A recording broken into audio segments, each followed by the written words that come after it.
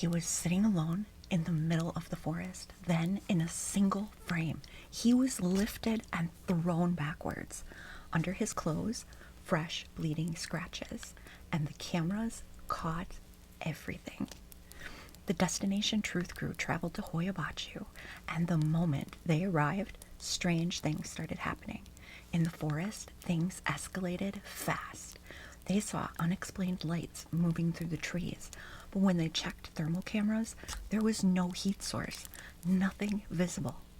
They set up camp near the infamous circle, and each person took a turn sitting alone inside it. Josh Gates, the host, went first and immediately heard voices whispering behind him.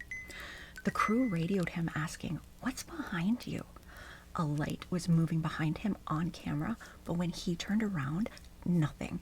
The thermal imaging still powered on, but dead, just like others had reported. Then it was Evan's turn. Evan was the crew's cameraman. He sat cross-legged in the middle of the circle. He began hearing female voices from every direction, and then suddenly he was thrown backwards. No warning. 1 second he's sitting, the next he's several feet back, flat on the ground. They rushed to help him.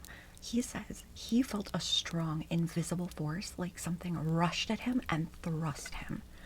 The medic checks him, pulls up his sleeves, and finds bleeding scratches across his arms, deep and fresh. But Evan was wearing long sleeves with the thumb holes.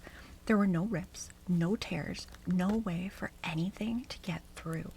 And the medic who treated him suddenly becomes nauseous and dizzy right there in the circle. As soon as he steps out of it, he is totally fine again. It gets worse. When they reviewed the EVP session from that night, they listened back to the moment Evan was in the clearing. He asked, "Is anyone here with me?" The response, a childlike giggle, clear as day.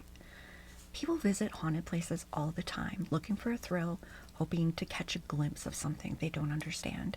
But what happened that night in the Hoia Baciu Forest wasn't a sound or a shadow or a whisper on tape.